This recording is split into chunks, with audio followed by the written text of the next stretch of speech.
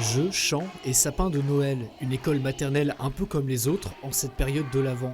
Sauf qu'ici nous sommes à Nkawa, le quartier chrétien d'Erbil.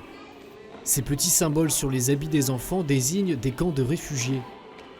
Sur 400 enfants dans l'école maternelle du couvent des sœurs chaldéennes d'Nkawa, plus de 150 sont des réfugiés de la plaine de Ninive. Ils ont fui Daesh avec leurs parents l'année dernière.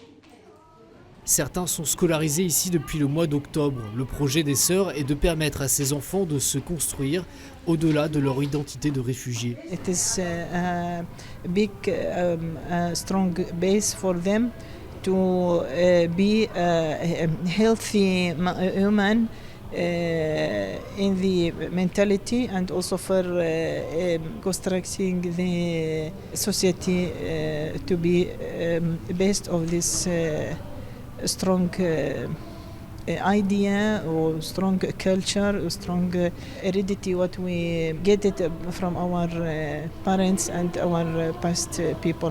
Ces enfants sont arrivés ce matin, c'est leurs premiers instants dans une salle de classe. Pour ces jeunes, le premier défi, c'est l'attention et le calme, comme pour beaucoup d'enfants, à la différence qu'eux vivent dans des camps où ils jouent et grandissent à l'extérieur sans structure pour les encadrer. La particularité profonde de cette école finalement, c'est que tous ces enfants ne sont pas des réfugiés et tous ne sont pas chrétiens non plus. Our children coming from different religion, Christian, Muslim, Yazidien, Kakian and also other people are present in Nkawa and Erbil. La plupart des sœurs chaldéennes d'Nkawa viennent en fait de Mossoul où leur couvent a été détruit par Daesh.